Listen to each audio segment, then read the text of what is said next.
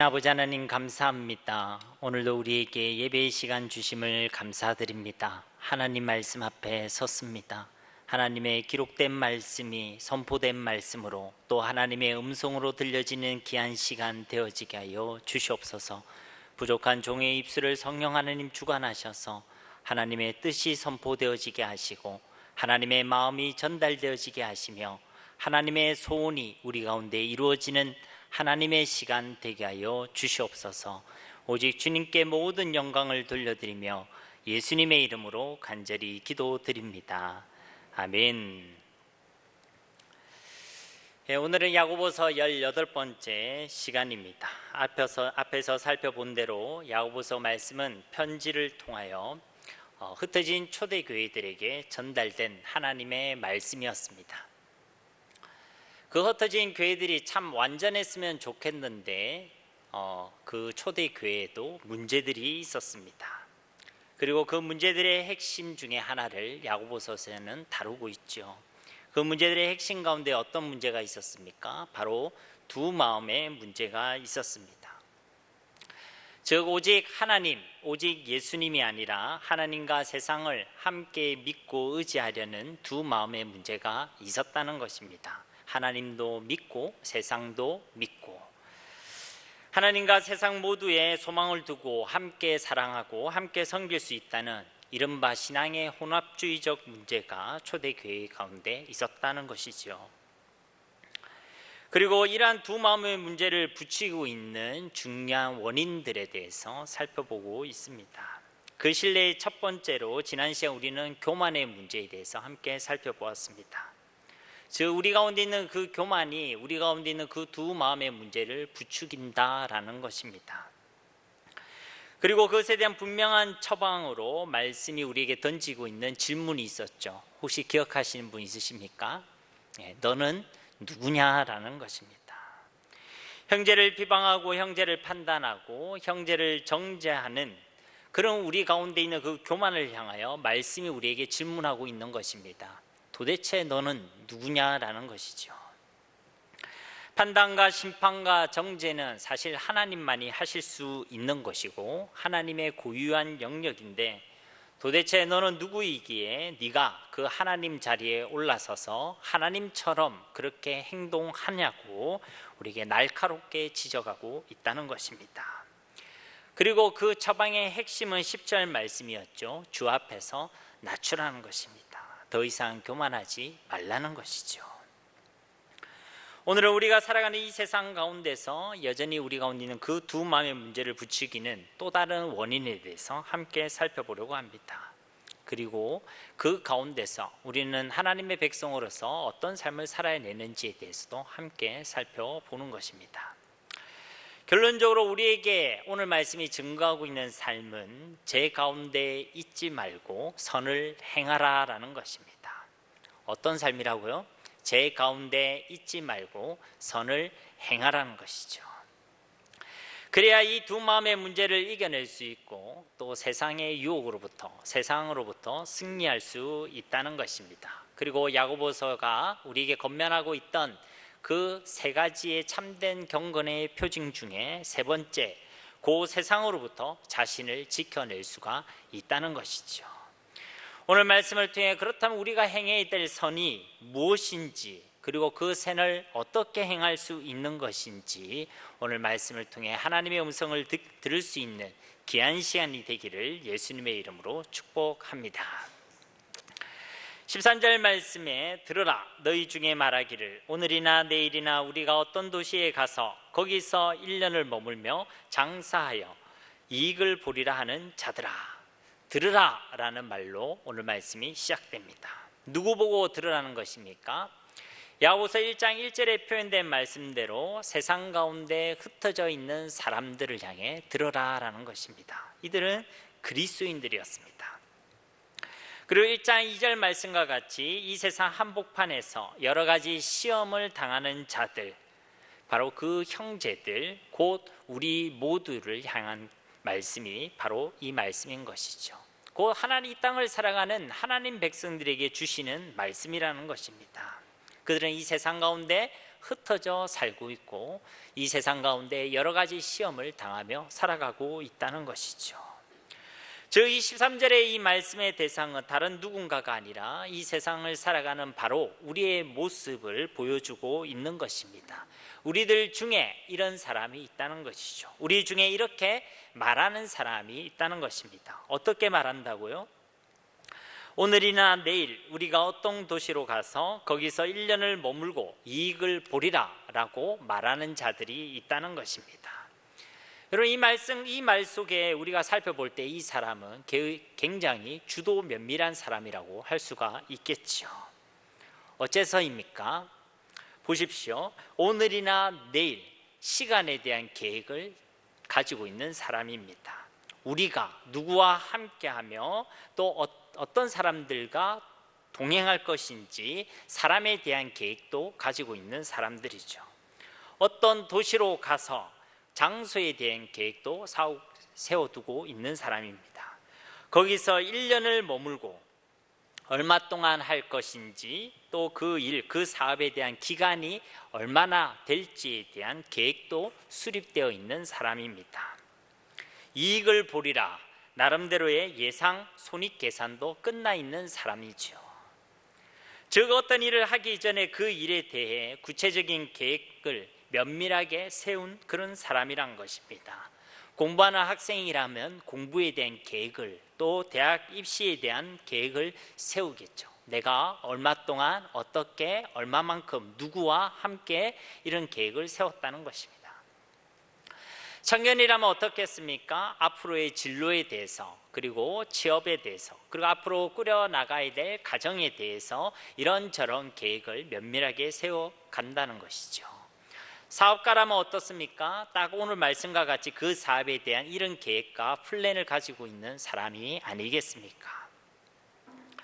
사실 이 땅을 살아가는 사람들은 누구나 어떤 일을 하기 전에 이러한 계획을 수립합니다. 우리 아이들도 방학이 되면 뭘 하죠? 방학을 어떻게 보낼 것인가? 방학 시간 계획표를 딱 짜죠. 몇 시부터 몇 시까지는 무엇을 하고 몇 시부터 몇 시까지는 무엇을 하고. 저는 해봤을까요? 안 해봤을까요? 해봤죠. 저는 계획대로 잘 했을까요? 못했을까요? 못 들은 걸로 하겠습니다. 그러니까 오늘 말씀은 이와 같이 계획을 세우는 사람들이 있다는 것이죠. 그러면 목사님 그게 문제입니까? 이런 질문을 할 수 있겠죠. 사실 그것은 아무런 문제가 없습니다. 계획을 세우고 계획성 있게 살아간다는 것은 아무런 잘못이 없다는 것이죠.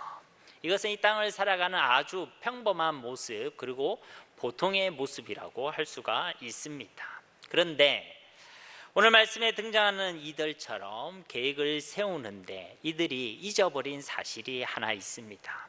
그것을 야고보는 지적하고 있는 것이거든요. 그 잊어버린 사실, 그것이 무엇이겠습니까? 바로 14절입니다. 함께 봉독해 볼까요? 내일 일을 너희가 알지 못하는도다. 너희 생명이 무엇이냐? 너희는 잠깐 보이다가 없어지는 안개니라. 아멘. 무엇을 알지 못하고 있다는 것입니까? 내일 일을 알지 못한다는 그 사실을 잊고 있다는 것이죠. 우리의 생명도 잠깐 보이다가 없어지는 안개와 같다는 그 사실을 잊고 있다는 것입니다. 사랑하는 여러분, 오늘이든 내일이든 우리의 모든 삶과 생명의 주관자는 바로 하나님이심을 결코 잊지 마시기를 간절히 소망합니다. 오늘은 하나님께서 주신 선물입니다. 우리에게 당연히 주어지는 것이 아니란 것이죠. 제가 서울로 신학대학원을 다닐 때 존경하던 신약 교수님이 계셨습니다. 제가 배웠을 때 그 교수님께서는 사모님과 사별하신 지 그리 오래되지 않으신 상황이었습니다. 그래서 그분을 뵈면 그분 속에 사모님을 그리워하는 마음과 슬퍼하는 마음을 가지고 있음이 느껴졌습니다. 아니 무슨 목사가 돼가지고 또 뭐 교수까지 돼가지고 사모님이 천국 갔을 것인데 뭐 그런 슬픔을 그렇게 오래 가지고 있는가? 혹시 이렇게 질문할지 모르겠지만 저는 이 목사님이, 이 교수님이 사모님을 참 많이 아끼고 사랑하셨구나 라고 생각되어졌습니다. 언제 한번 기회가 있어서 그 교수님과 개인적으로 식사할 시간이 있었습니다. 저에게 물으시더라고요. 전도사님은 결혼을 하셨습니까? 제가 총각처럼 보였나 보죠. 그래서 제가 이야기를 했죠. 네, 결혼했습니다. 아이는 있습니까? 예, 셋이나 있습니다. 눈이 동그래지시더라고요. 멀리서 오셨는데 전사님, 그러면 사모님이 혼자 있습니까? 예, 혼자 있습니다. 혼자 아이를 보고 있죠. 그러면 목사님, 전도사님, 참 사모님께 잘해드려야 되겠네요. 이런 이야기를 하시더라고요. 사모님을 사별하신 그분이 제게 주시는 말이었습니다. 그래서 제가 뭐라 대답했냐면, 예, 안 그래도 미안하게 생각합니다. 지금은 떨어져 있어서 힘들지만 제가 졸업하면 저희 집사람에게 조금이라도 더 잘해 줘야 되겠구나 라고 생각하고 있습니다. 나름 괜찮은 대답이라 생각했는데 그 교수님께서 갑자기 얼굴이 굳어지시는 거예요. 그러면서 화를 내신 건 아니지만 진지하게 말씀해 주셨습니다. 전도사님, 졸업하면이 아니라 지금 잘해줘야 합니다. 잘해줄 수 있을 때 그때 잘해줘야 합니다. 다른 분이 아니라 사모님을 사별하신 그분이 저한테 한 얘기라 그 얘기를 딱 듣는 순간에 뭔가 정신이 번쩍 들었습니다. 저도 모르게 저 역시도 당연히 내일도 있을 거야 라고 생각했던 것이죠. 제 자신이 너무 부끄러웠습니다. 앞으로 언젠가는 그건 사실은 올 수도 올지 않을 수도 있는 일이었는데 저는 그것을 당연히 올 것이라고 건방지게 교만하게 생각했다는 것이죠. 다음이 아니라 지금, 나중에가 아니라 할 수 있을 때 잘해줘야 하는데 제가 은연중에 졸업하면이라고 이야기했다는 것입니다. 그래서 그 교수님과 만나고 나서 제가 어떻게 했겠습니까? 집사람에게 전화했죠. 그리고 표현을 해줬습니다. 제가 경상도 사나이지만 표현을 해줬죠. 우리는 뉴스를 통해서도 이런저런 이야기를 많이 듣습니다. 내일의 계획을 가진 사람들이 그 내일을 조금도 맛보지 못한 채 오늘이란 시간 안에 모든 것을 두고 이 세상을 떠나간 사람들의 이야기를 종종 듣습니다. 출근할 때는 여보 나 다녀올게요 했는데 다시 보지 못하는 남편이 있을 수 있고, 학교 다녀오겠습니다 라고 인사했던 아이를 그 뒤에 다시 보지 못하는 이야기도 종종 듣게 된다는 것입니다. 그러니 우리는 꼭 기억해야 되는 것입니다. 내일은 우리의 소관이 아닙니다. 우리의 생명은 당장 오늘이라도 어떻게 될지 모르는 안개와 같은 것들입니다. 그러니 오늘을 허락해 주심을 진실로 감사하기를 바랍니다. 제가 그때부터 제 기도가 바뀌었어요. 항상 제가 제 기도할 때 유심히 들어오신 분들은 알겠지만 제가 항상 기도 서두에 표현하는 표현이 있습니다. 오늘을 주신 하나님께 진실로 감사드립니다. 그러니 오늘 할 수 있는 것들을 꼭 오늘 하시기를 바랍니다. 다음이 아니라, 나중에가 아니라 오늘 그것을 하시기를 바랍니다. 15절 말씀과 같이 선을 행할 줄 안다면, 선이 무엇인지를 안다면 그것을 바로 오늘 행하시는 은혜가 있기를 주님의 이름으로 축복합니다. 사랑해야 될 사람이 있다면 다음에 라고 하지 마시고 지금 사랑해 주시고 오늘 사랑해 주시기 바랍니다. 용서를 구해야 될 사람이 있다면 나중에 라고 하지 마시고 오늘 용서를 구하시고, 용서해야 될 사람이 있다면 나중에 하지 마시고 오늘 용서하시기를 바랍니다. 찾아 배워야 할 사람이 있다면 다음에 라고 하지 마시고 지금 할 수 있을 때, 지금 주신 기회의 날에 그분을 찾아뵙기를 소망합니다. 헌신하고 결단해야 될 부분이 있고 또 그러한 삶이 있다면 나중에 다음에라고 하지 마시고 지금 하나님 앞에 하시기를 바랍니다. 그렇게 한 격언의 문구처럼 오늘 일을 언제로 미루지 말라고요? 내일로 미루지 마시기 바랍니다. 왜 그래야 합니까? 내일 일을 우리가 알지 못하기 때문에 그런 것입니다. 내일에는 어떤 일이 일어날지, 아니 오늘 하루 속에서도 어떤 일들이 우리 가운데 일어날지 우리는 사실 하나도 모르기 때문에 그런 것입니다. 우리가 많은 계획을 세울 수 있습니다. 앞서 말한 대로 그것은 잘못이 아닙니다. 그러나 우리는 이 사실을 먼저 기억해야 하는 것입니다. 내일 일을 알지 못한다는 것이죠. 우리의 계획 속에 있는 그 오늘과 그 내일은 그냥 우리에게 주어지는 것들이 아니라, 당연히 주어지는 것들이 아니라 하나님의 은혜로만 주어지는 것이며 하나님의 선물인 줄로 믿습니다. 우리 한번 따라해 보겠습니다. 오늘은 하나님의 선물입니다. 아멘. 그러므로 당연히 내일도 있을 것이라고 생각하는 것은 우리의 어리석음이며 우리의 착각이고 우리의 교만인 것입니다. 이러한 착각과 이러한 교만 속에서 우리가 살아간다면 오늘과 내일을 주시는 분이 하나님이심을 우리가 기억하지 못하고 살아간다면 우리는 세상에 마음을 빼앗길 수밖에 없습니다. 우리의 마음이 두 마음으로 나뉠 수밖에 없다는 것이죠. 그러니 주님 앞에서 우리 자신을 낮추시고 이 사실을 꼭 기억하시기 바랍니다. 우리는 내일 일을 알지 못하는 연약한 존재임을 기억하시기 바랍니다. 우리에게 오늘과 내일을 허락하신 하나님이 계심을, 그것은 하나님의 소관임을, 오늘과 내일은 하나님의 선물로 주어지는 것임을 꼭 기억하는 저와 여러분이 되기를 간절히 소망합니다. 13절에 나타난 철두철미하게 계획을 세운 이 사람들이 또 놓칠 수 있는 두 번째 사실은 바로 15절입니다. 우리 함께 봉독하도록 하겠습니다. 너희가 도리어 말하기를 주의 뜻이면 우리가 살기도 하고 이것이나 저것을 하리라 할 것이거늘. 아멘. 이 말씀은 이렇게 이해할 수 있습니다. 여러분은 도리어 이렇게 말해야 합니다. 주님께서 원하신다면 우리가 살 수도 있습니다. 주님께서 원하신다면 우리가 이런 일도 또 저런 일도 할 수 있습니다 라고 말해야 합니다 라는 의미의 말씀입니다. 잠언서 19장 21절 말씀에도 사람의 마음에는 많은 계획이 있어도 오직 여호와의 뜻만이 완전히 서리라. 우리 가운데 많은 계획이 있더라도 이루어지는 계획은 어떤 것밖에 없다고요?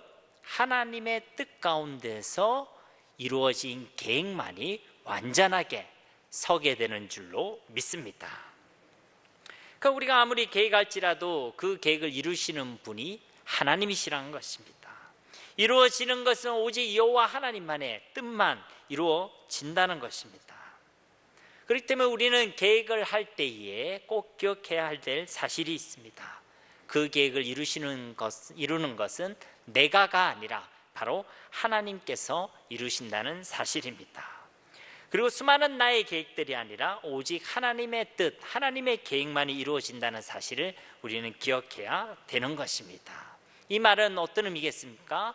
결국 내 인생의 주인이 바로 하나님이심을 고백하는 자들이 바로 예수님을 믿는 하나님의 백성들이라는 것입니다. 우리가 살고 죽는 것, 내 마음대로 되어지는 것이 없습니다. 이것을 하고 저것을 하는 것, 그 어떤 것도 내 마음대로 되어지지 않습니다. 왜 그렇습니까? 내 인생의 주인이 내가 아니기 때문에 그런 것입니다. 내 인생의 주인은 바로 우리 하나님이신 줄로 믿습니다. 예전에도 제가 말씀드렸지만 이 얘기할 때에 내 마음대로 되는 게 없다 이 얘기할 때에 제가 마음에 반발심이 일어났다는 이야기를 들은 적이 있죠. 그래서 어떤 반발심이었냐, 진짜 내가 마음대로 할 수 있는 게 없을까? 난 된장찌개 먹을까? 김치찌개 먹을까? 이건 내가 정할 수 있지 않느냐? 짬뽕을 먹을까? 짜장면을 먹을까? 이 정도 내가 정할 수 있지 않는가? 제가 그런 반발심이 든 적이 있습니다. 그때 저에게 뭐가 찾아왔다 했습니까? 갑자기 병이 찾아오더라고요. 그때 다발성 위궤양, 만성 위염, 역류성 식도염 3개가 동시에 찾아온 거예요. 그래서 제가 뭘 생각했는지 아십니까? 그러니까 병원에서 아무것도 먹지 못하게 하더라고요. 하얀 그 미음만 먹으라고 하더라고요. 그때 얼마나 힘들었는지 모릅니다. 그래 몇몇 분들이 제가 음식을 잘 못 먹으니까 그 당시 위에 좋다는 양배추 알로 된 거 이런 걸 챙겨줬던 기억이 있습니다. 그때 제가 생각했던 게 내가 김치찌개를 먹을 수 있다, 된장찌개를 먹을 수 있다, 이거 내가 결정하는 줄 알았는데 그것도 먹을 수 있는 건강을 하나님이 주셔야지만 내가 선택할 수 있는 것이구나. 사실 우리는 내 마음대로 할 수 있는 게 아무것도 없다는 것이죠. 우리 인생의 주인이 내가 아니란 것입니다. 우리가 하루하루를 살아가는 것은 다 하나님의 은혜인 줄 믿습니다. 먹을 것이 있고 입을 것이 있는 것, 함께 얼굴을 마주하며 함께 웃을 수 있는, 함께 그렇게 살아갈 수 있는 사람이 내 곁에 있는 것, 그것이 다 하나님의 은혜란 것입니다. 일을 할 수 있는 일자리와 그리고 건강을 주신 것도 하나님의 은혜고, 때로는 우리가 원치 않는 질병 가운데 고난의 현실 앞에서 살아가야 하는 오늘을 주신 것도 다 하나님의 선하신 주권 속에서 하나님께서 우리에게 허락하신 일이라는 것입니다. 오늘과 내일의 주인은 내가 아니란 것이죠. 바로 우리 하나님이시란 것입니다. 세상 속에서 이것을 읽고 두 마음으로 사업을 하거나 생활하거나 그리고 이 땅을 살아가는 신자들의 가장 두드러진 허점이 있습니다. 그것은 세상에서는 하나님이 아니라 그들 자신이 주인이라고 생각하는 마음과 그리고 그 마음으로 살아가는 삶의 태도와 습관이 바로 그 허점이라는 것이죠. 교회 안에서는 하나님을 주라고 고백합니다. 주는 그리스도시요 살아계신 하나님의 아들이십니다. 하나님의 나의 주인이십니다. 하나님이 나의 주인이십니다. 이렇게 고백하지만 막상 삶의 현장으로 가서는, 그리고 내가 사업의 현장으로 가서는, 나의 생업의 현장 가운데서는 내가 주인이 되는 경우가 많다는 것이죠. 그것이 두 마음을 살아가는 사람들이 가지고 있는 허점이라는 것입니다. 어떻게 해야 되겠습니까? 예수님을 믿는 것은 예수님을 우리의 주인으로 믿는 것입니다. 교회에서나 교회 밖에서나 우리는 항상 예수님을 나의 주라고 고백해야 될 줄 믿습니다. 어떤 분은 잘 고백하다가도 여기만큼은, 이 부분에만큼은 이라고 이야기하는 경우가 있어요. 이것만큼은 내 마음대로 하겠습니다. 자식 문제만큼은 내 마음대로 하겠습니다. 돈 버는 문제만큼은 내 마음대로 하겠습니다. 공부하는 이 부분에만큼은 내 마음대로 하겠습니다. 여러분, 그것이 아니라 어디에서나 무엇에서나 어떤 상황과 어떤 환경 속에서도 우리는 하나님을 우리의 주인이라고 고백해야 될 줄 믿습니다. 한 가지 더 기억할 사실은 이 오늘과 내일과 우리의 모든 삶을 주관하신 분이 하나님이심을 잊고 내일을 자랑하는 것은 허탄한 자랑이라는 것입니다. 그리고 그것은 악한 죄라는 것이죠. 16절 말씀을 우리 함께 봉독하도록 하겠습니다. 이제도 너희가 허탄한 자랑을 하니 그러한 자랑은 다 악한 것이라. 아멘. 하나님이 주인이심을 잊고 하는 자랑들, 오늘을 자랑하고 내일을 자랑한 그것은 다 허탄한 자랑이란 것이죠. 그렇기 때문에 우리는 어떻게 해야 됩니까? 우리는 오늘과 내일을 허락하시는 분이 하나님이심을 잊지 말아야 하는 것이죠. 우리의 모든 삶 가운데 하나님을 주인으로 고백해야 될 줄 믿습니다. 내 뜻과 내 방법이 아니라 항상 주님의 뜻과 주님의 방법을 구하며 주께서 원하시는 길을 선택해야 될 줄로 믿습니다. 주님께서 원하시면 이라는 이 단어를 빼버리면요, 우리가 그것을 빼고 선택하는 모든 선택과 그 선택된 삶은 사실은 헛된 것들입니다. 우리가 15절에서 주의 뜻이라면 이라고 말하는 것이 마땅하다라는 말씀을 들었잖아요. 그럼에도 불구하고 주님이 원하시면 이라는 것을 빼놓고 선택하는 삶은 다 헛되다라는 것입니다. 우리가 주님이 뜻인지 묻지 않고 고민치 않고 그것을 선택했다. 그런데 만약 그 선택이요 하나님께서 원하시는 것이 아니라면 어떻게 하시겠습니까? 비록 그 선택으로 인해 내가 많은 유익과 이익과 이득을 얻었다 할지라도 그것이 하나님께서 원하시는 것이 아니라면 그것을 가치 있다라고 할 수가 있겠습니까? 그렇기 때문에 주께서 원하시면이라고 우리가 고민치 않고 하나님의 뜻을 구하지 않고 우리가 얻게 된 것, 또 이루게 된 것, 그리고 이것을 자랑하는 것은 사실은 다 헛된 자랑이라는 것입니다. 이 땅의 것, 그리고 아무리 우리가 대단한 것을 가지고 이뤘다 할지라도 이 땅의 것들은 결코 영원하지 않습니다. 14절의 표현의 말씀처럼 다 안개와 같은 것들이란 것이죠. 여러분, 구약 성경에 헤벨이라는 단어가 있습니다. 눈에는 보이는 것, 연기와 같이 보이는데 후 하고 불면 이내 사라지는 것, 그것이 있는 줄 알고 내가 기대 보았는데 기댈 곳이 없어서 이내 흩어지는 것, 그것을 헤벨이라고 하거든요. 근데 이 헤벨을 전도서에는 무슨 단어로 번역했냐면 이것을 헛되다라고 번역했습니다. 헛되고 헛되고 헛되다, 그게 바로 헤벨, 헤벨, 헤벨이란 겁니다. 안개와 같은 것들이란 거죠. 무엇이요? 이 땅의 것들이 그러하다는 것입니다. 그러니 이 땅의 것들을 자랑하는 것은 정말로 헛된 자랑이 틀림이 없는 것이죠.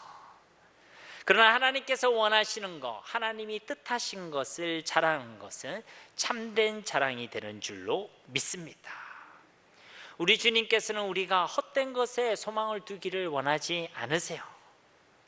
우리가 영원한 것에 참된 소망을 두고 그 영원한 것을 받아 누리고 영원한 것을 자랑하며 살아가기를 소원하시는 하나님, 바로 그분이 우리 하나님이신 것입니다.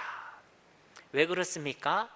하나님이 우리를 진실로 사랑하시니까, 하나님께서 우리에게 진짜 복을 주시길 원하시니까 우리가 헛된 자랑이 아니라 영원하고 그리고 참된 그 복락 가운데 있기를 소원하시는 것입니다. 여러분은 어쩌시겠습니까? 그럼에도 불구하고 헛되고 헛된 것들을 구하시겠습니까?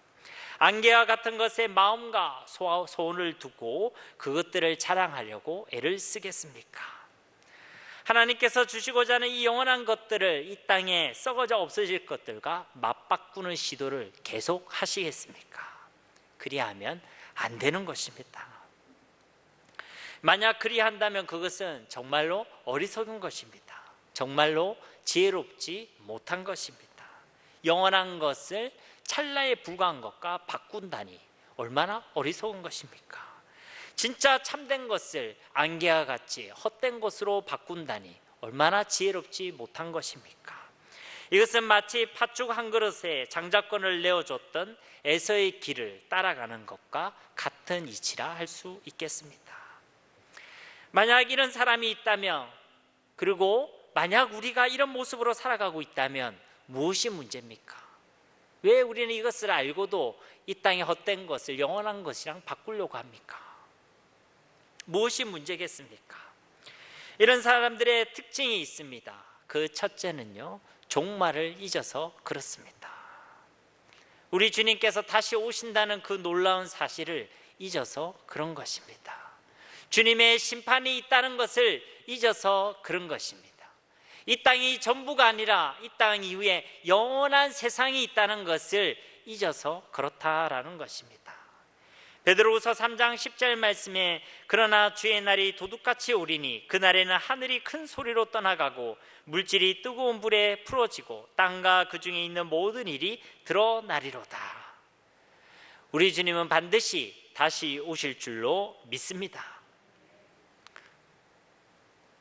이 세상의 끝, 종말과 심판, 그리고 영원한 천국에 있음을 잊으니까 자꾸 이 땅에 우리의 눈이 돌아가는 것입니다. 그런 것은 눈에 안 보이니까 없는 것 같고 먼 것 같고, 그러다 보니 우리 속에 우선순위가 바뀌게 되는 것이죠. 이 땅의 것이 더 시급해 보이고 긴급해 보이고 이 땅의 것이 더 크고 보암직하게 먹음직하게 보인다는 것입니다. 그러니 이 땅의 일을 향한 잘못된 탐심과 종욕이 불일 듯 일어나게 되는 것이죠. 무엇을 잊어서 그렇다고요? 종말을 잊어서 그렇다는 것입니다. 두 번째로 이들은 이웃을 잊은 사람들입니다. 그래서 자기만을 위하여 살아가는 것이죠. 하나님의 소원이 이웃에게 있다는 것을 알지 못하는 자들입니다. 그래서 이들은 자기를 위해서라면, 조금 더 좋게 얘기하면 나의 가족을 위해서라면 남을 짓밟아도 된다라고 생각합니다. 남에 대해서 관심이 없습니다. 하나님께서는 우리에게 주신 계명, 하나님을 사랑하라, 내 이웃을 내 몸과 같이 사랑하라 라고 하셨지만, 앞에 하나님을 사랑하라 라는 것은 기억하는 듯 보이나 뒤에 내 이웃을 사랑하라 라는 말은 기억하지 못하는 것이죠. 하나님 말씀에 온전히 순종하지 못한다는 것입니다. 진짜 하나님을 사랑하는 사람, 진짜 하나님을 향해 그 시선이 맞춰져 있는 사람은 그 시선이 이웃에게도 향하게 되어 있음을 믿으시기를 바랍니다. 하나님을 사랑하는 사람은 이웃을 사랑하게 되어 있는 것입니다. 자기밖에 모를 수가 없는 것이죠. 남을 생각하게 되어 있는 것입니다. 우리의 이웃이 무엇이 필요한지, 그들이 하나님을 떠나 어떤 신음과 고통 속에 있는지를 보게 되는 것이죠. 그러면 그들을 품고 기도하게 되는 것입니다. 그럼 보이는 것이죠. 그들에게도 예수 그리스도가 필요함이 보이게 되는 것입니다. 어쨌든 종말과 이웃을 잊은 사람들은 자기밖에 모르고 이 세상을 향해 마음을 빼앗길 수밖에 없다는 것이죠. 그래서 이런 사람은 허탄한 것을 자랑하는 죄를 범하게 되는 것입니다. 16절 말씀에서 말씀하고 있는 이 허탄한 자랑은 무엇이겠습니까? 먼저는 13절 말씀과 같이 자기를 사랑하는 거죠. 자기가 주인 되는 것입니다. 자기의 계획을 자랑하고 자기가 이룬 이익과 성과를 자랑하고 자기의 방법과 자기의 비결을 자랑하기를 즐겨하는 사람들이죠. 이게 허탄한 자랑이란 것입니다. 영원한 것이 아니라 현재적인 것을 자랑하는 것이죠. 보이지 않는 것이 아니라 보이는 것을 자랑하기를 즐겨하는 것입니다. 여러분, 우리가 예수님을 믿는 사람 아니겠습니까? 예수님을 통해 하나님의 백성이 된 사람이 아니겠습니까? 이 땅을 사랑하는 그리스도인들이 자랑할 것은 영광의 주, 죽으시고 부활하신 우리 주 예수 그리스도밖에 없는 줄로 믿습니다. 예수님의 그 크고 높고 위대하신가, 그분의 그 풍성한 긍휼과 사랑이 바로 우리의 자랑거리가 되어야 한다는 것입니다. 이러한 자랑이 혹 부족해 보이십니까? 아닙니다. 충분하고 넘치는 줄 믿습니다. 여러분, 무엇을 자랑하고 계십니까? 여러분, 진정으로 자랑할 만한 예수님이 있으십니까?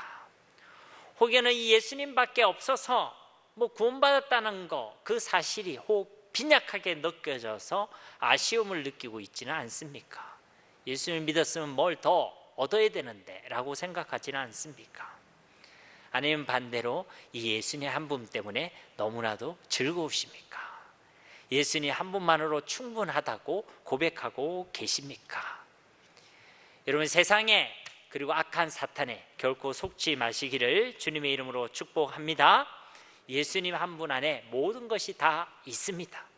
예수님 우리가 참으로 일평생 자랑해도 끝이 없을 만한, 정말로 자랑할 만한 참된 진리가 됨을 믿으시기를 바랍니다. 예수님 한 분만으로 충분하다 고백하는 사람은 더 이상 세상의 것을 헛된 자랑을 하지 않습니다. 찬송가 94장 후렴구 아시죠? 세상 즐거움, 세상 자랑 다 버렸네. 주 예수밖에 없네. 이것이 저와 여러분의 신앙의 고백이 되어야 할 줄 믿습니다. 10절 말씀에서 우리에게 명하신 주 앞에서 낮추라고 하는 그 말씀의 삶은 바로 이와 같이 하나님을 자랑하고 예수님을 자랑하는 것에서 시작되는 것입니다. 즉, 자기를 자랑하는 것은 자기를 높이고 교만에 이르는 것, 그리고 헛된 자랑이지만 예수님을 자랑하는 것은 자기를 낮추고 자기를 부인하는 참된 자랑이라는 것입니다.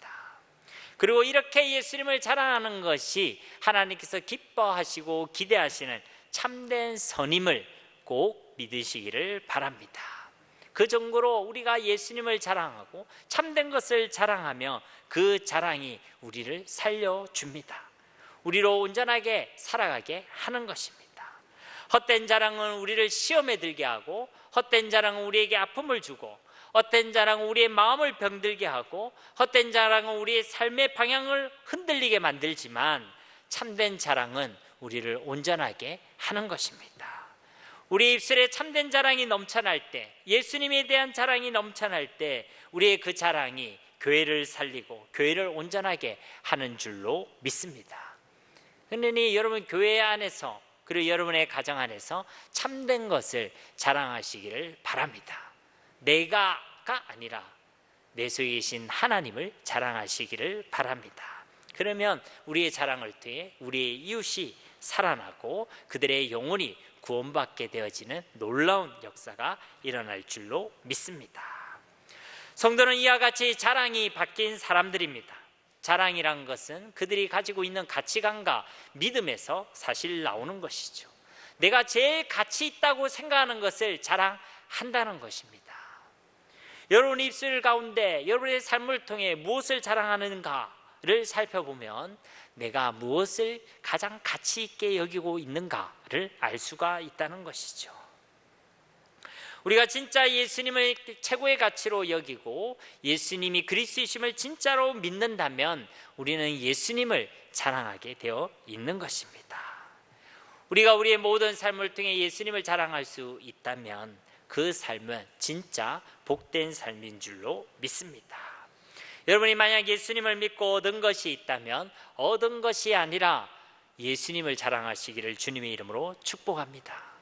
예수님을 통해 뭔가 이룬 것이 있다면 그 이룬 것이 아니라 예수님을 자랑하시기를 바랍니다. 예수님을 통해 여러분이 뭔가 깨달은 것이 있다면 그 깨달음이 아니라 예수님을 자랑하시기를 바랍니다. 예수님이 가장 귀하기 때문에 그런 것입니다. 예수 믿고 복 받는다, 맞는 말씀이지만 예수 믿고 받은 복을 자랑하지 마시고 그 복을 주신 예수님을 자랑하시기를 주님의 이름으로 축복합니다. 그것이 참된 자랑입니다. 우리의 자랑이 바뀌어야 우리의 마음이 바뀝니다. 우리의 마음이 바뀌어야 우리의 자랑이 바뀝니다. 어쩌란 말입니까? 둘 다 맞는 말이죠. 우리가 예수님을 자랑하면 자랑할수록 우리의 마음은 온전한 마음이 됩니다. 더 이상 두 마음으로 흔들리지 않습니다. 우리 마음에 그분을 최고의 가치로 가질 수 있는 마음이 있다면 우리는 그분을 자랑하게 되어 있다는 것이죠. 둘 다 맞다라는 것입니다. 자랑할 것을 자랑하지 않고 두 마음으로 허탄한 것을 자랑하는 것은 16절 말씀처럼 명백히 악한 것입니다. 그것은 바로 죄라는 것입니다. 그런데 17절 말씀은 무엇이라고 합니까? 그러므로 사람이 선을 행할 줄 알고도 행하지 아니하면 죄니라. 선을 행하는 우리 모두가 되기를 주님의 이름으로 축복합니다. 허탄한 자랑은 그냥 자랑이 아니라 악한 것입니다. 그것은 죄라는 것이죠. 그것은 선을 행하지 않는 것입니다. 무엇이 그러면 선이란 것입니까? 세상 가운데 살아가는 우리의 모든 삶 영역 가운데 우리가 하나님의 주권을 인정하는 것이 선인 줄로 믿습니다.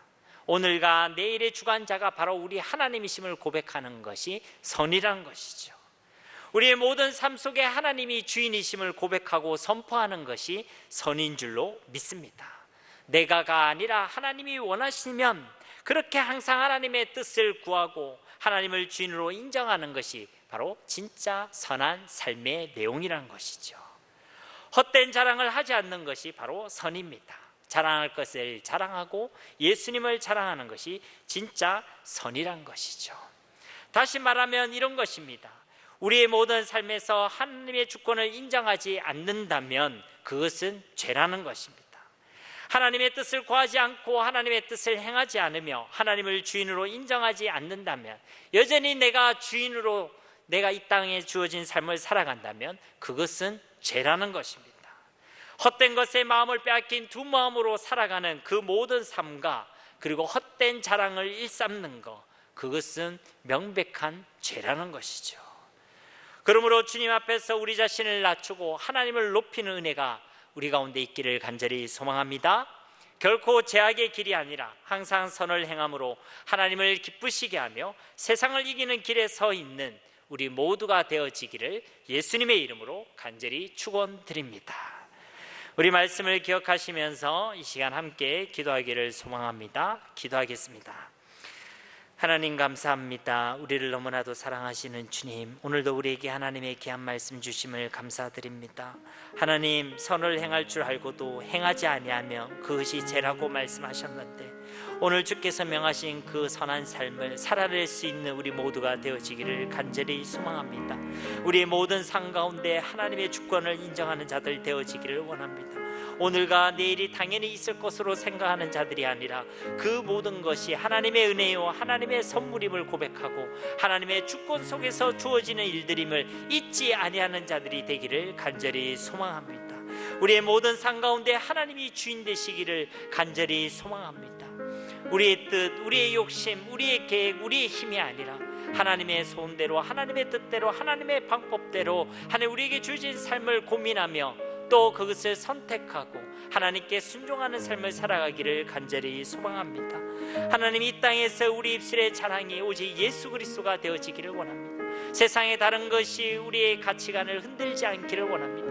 예수님을 최고의 가치로 고백하며 그 예수님을 자랑하는 하나님 선한 삶을 살아낼 수 있는 저희 모두가 되어지기를 원합니다. 오늘 주신 삶이 우리의 삶의 내용이 되기를 간절히 소망하며 예수님의 이름으로 간절히 기도드립니다. 아멘.